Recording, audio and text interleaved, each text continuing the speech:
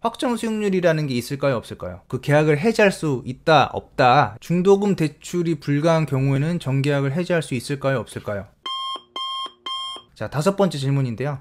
확정 수익률이라는 게 있을까요, 없을까요? 있어요. 네. 단 선임대차가 맞춰진 경우에만 이게 이제 가능한 이야기죠. 네. 확정 수익률이 사실은 없죠. 근데 분양이 되기 전에 이미 뭐 시행사에서 임대를 맞춰놨다면 그거는 좀 이야기가 달라지죠. 그러니까 요 내용만 제외를 한다면 확정 수익률은 없는 게 맞아요. 자, 확정 수익률이랑 예상 수익률이랑은 달라요. 우리가 현수막 같은 거 많이 보잖아요. 이거 뭐 카톡이라든지 뭐 온라인에서 광고 많이 보잖아요. 뭐 수익률 뭐 20%, 30% 이런 내용들 많이 보는데 엄연히 다른 내용이에요. 내가 광고로 올라오는 거는 거의 다 그냥 예상 수익률이라고 보시면 되는데, 확정 수익률은 뭐 수요와 공급, 그리고 현재 분양가, 이 미래의 분양가라는 건 이 이후에 그 지역, 그 시장 내에 들어올 동종업계 건물들을 말하는 거예요. 그러니까 뭐 지식산업센터면 그 지식산업센터 말고 그 이후에 분양이 될 지식산업센터들, 오피스텔이면 그 오피스텔 이후에 또 분양될 오피스텔들의 분양가까지 이제 참고를 해야 되고,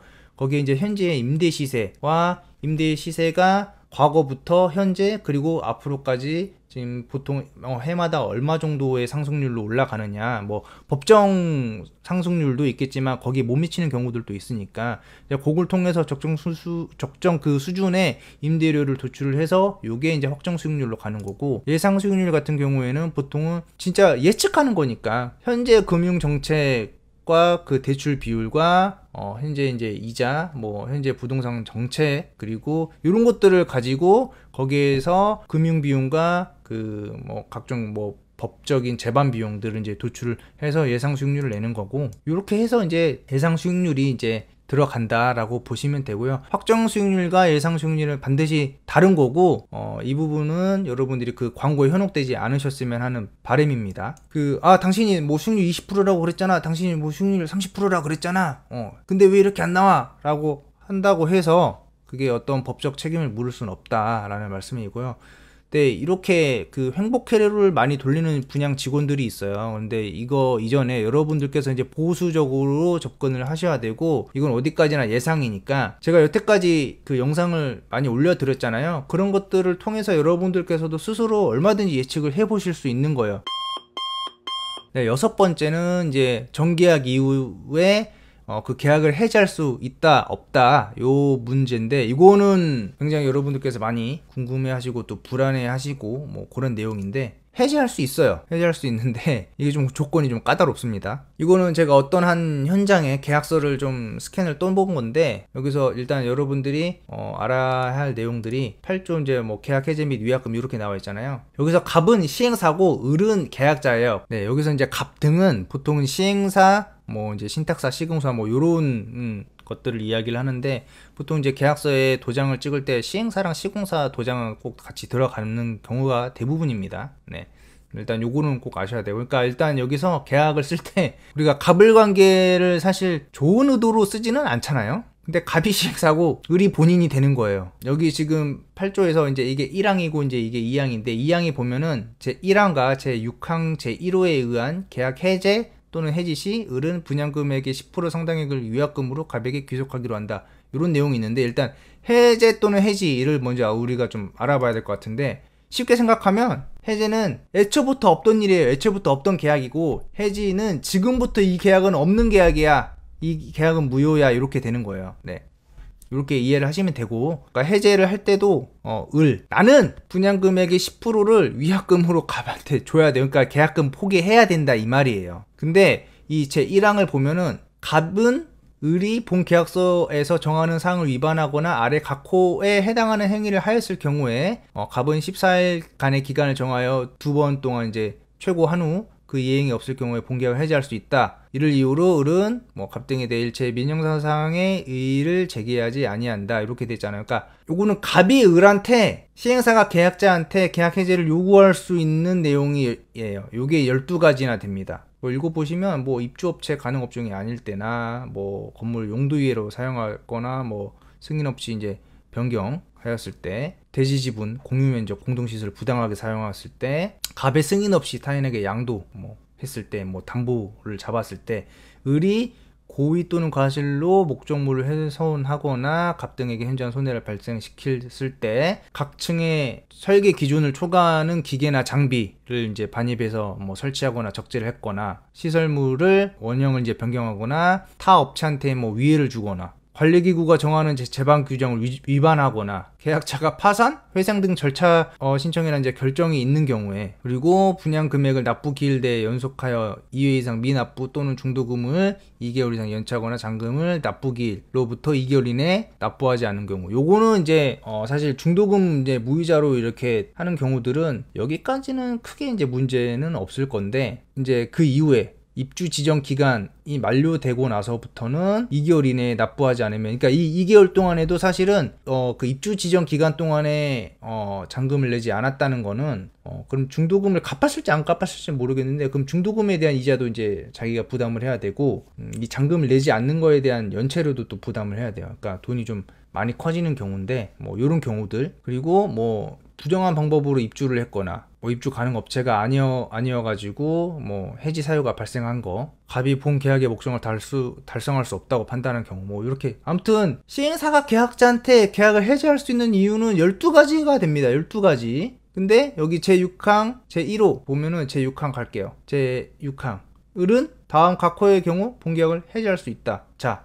여기 보시면 계약자는 요 2가지 이유로만 해제를 할 수 있어요. 자, 1번 개인의 사정으로 인한 경우, 개인 사정으로 인한 경우 가능해요. 근데 중도금이 만약에 1이라도 납부가 된 이후에는 그 개인 사정도 갑이 인정하는 경우에만 해당이 돼요. 그러니까 굉장히 논란의 소지가 많다는 이야기죠. 해제를 받으려면. 근데 이때도 제6항 제1호에 의한 계약 해제 또는 해지는 분양금액의 10% 상당 계약금을 귀속하는 거예요. 그러니까 요 6항의 1호는 계약금을 포기해야 되는 경우, 2호는 뭐냐? 갑등의 귀책 사유로 입주가 예정일로부터 3개월 이상 지연된 경우 거의 없죠, 일단. 근데 심지어 거기에 천재지변을 통해서 갑등의 귀책 사유가 없는 그런 불가항력적인 사유로 입주가 지연될 경우에는 해제를 요구할 수 없어요. 네, 을은 갑등에게 본 계약의 해제를 요구할 수 없다. 네, 요거를 잘 알고 계셔야 돼요. 어차피 내가 뭐 들어갈 거고 내가 뭐 이거를 투자를 할 거라면 뭐 그렇게 중요한 내용은 아니지만, 네, 어쨌든 요거를 계약금을 선뜻 입금을 해버리고 걱정하시는 분들이 제법 그래도 있으세요. 그러니까 이게 중도금 대출 실행 전에는 가능하긴 해요. 네, 좀 어렵긴 하지만 가능하고 개인 사정도 가능은 하다. 하지만 계약금은 포기를 해야 되는데, 이게 중도금 대출이 만약에 실행되고 난 다음에 이제 계약을 해제를 하게 되면 계약금만 나간 게 아니잖아요. 중도금을 무이자로 한다는 거는 회사에서 그 이자를 대납하는 거니까 그 이자까지도 같이 내줘야 된다. 네, 이런 이야기입니다. 네, 7번째 질문인데요. 중도금 대출이 불가한 경우에는 정계약을 해지할 수 있을까요, 없을까요? 네, 일단 답은 없습니다. 왜냐면 아까 정계약을 해지할 수 있는 사유가 나와 있었잖아요. 명시가 돼 있어요, 계약서에. 그렇다고 해서 중도금 대출이 안 된다고 하면 이거 계약을 해제를 해줄까요? 안 해주죠. 예, 시행사에서는. 굳이 돈을 받았는데 이거를 왜 돌려줘야 될 이유가 없다라고 판단을 하겠죠. 그러니까 중도금 대출이 안 되면 방법은 중도금 대출을 안 받고 돈을 꼬박꼬박 회차마다 납부를 하는 방법이 있고, 예, 이제 아니면 이제 중도금 대출을 여러 군데에서 하는 이제 현장들도 있고, 중도금 대출을 한 군데에서만 진행하는 현장들이 있는데, 보통 이제 여러 군데에 이제 중도금 대출이 하는 데들은 그 정도 유도리는 있어요. 예. 안 되면 이제 다른 은행 지점으로 이제 돌리기도 하는데, 뭐 그럼 이제 되는 경우들도 있고, 은행이 지점마다 이제 대출이 다 다르게 나오거든요. 근데 계약금을 포기하지 않는 이상 이제 계약 해제는 어렵다. 이제 그런 경우에는 그 중도금 대출이 가능한 사람의 명의자를 찾아서 그 명의 변경을 해가지고 중도금 대출을 실행하는 게 이제 보통 통상적인 그런 방법을 씁니다. 네, 그런 방법을 씁니다. 분양이라는 불확실에 대한 최종 결정권자는 결국 자신이다. 네, 굉장히 좋은 말입니다. 네, 이거는 제가 쓴 말이에요. 분양이라는 거는 굉장히 사실 불확실한 게 맞아요. 왜냐면 아무것도 없는 땅에다가 여러분들이 보는 거는 그림, 모형, 어떤 데이터, 자료, 이게 사실 다 전부잖아요. 근데 여기에다가 이거는 실제로 투자를 하는 사람이든 실제로 입주를 할 사람이든 이런 개념이 아니고, 어쨌든 이 불확실한 땅에 앞으로 지금 현재 올라가 있는 건물도 아닌 앞으로 올라갈 건물에 대해서 자기 자본을 투입하는 일이잖아요. 그리고 거기에서 계약금을 처음에 송금을 하는 사람은 결국 자기 자신이란 말이에요. 그래서 여기에 대한 웬만한 법적 책임은 누구한테 전가할 수가 없다라는 거예요. 그렇기 때문에 여러분들께서 미리 잘 알아보시고 잘 공부를 하시고 난 다음에 입금을 하셔야 된다라는 걸 저는 말씀을 드리려고 한 겁니다. 네, 이렇게 해서 지금까지 지식산업센터를 분양받을 때 여러분들께서 반드시 알고 있어야 하는 내용을 7가지로 제가 정리해서 말씀을 드렸는데요. 이 부분은 뭐 투자든 실입주든 어쨌든 분양계약서를 처음에 이제 쓰시러 가시는 분들께서는 반드시 숙지를 좀 하고 있으면 좋으실 내용이고요. 이렇게 해야 여러분들께서 어떤 부분을 조심해야 하는지, 그리고 어떤 부분에서는 내 권리를 확실하게 챙길 수 있는지에 대해서 여러분들께서 판단하실 수 있을 거라고 저는 생각이 들고요.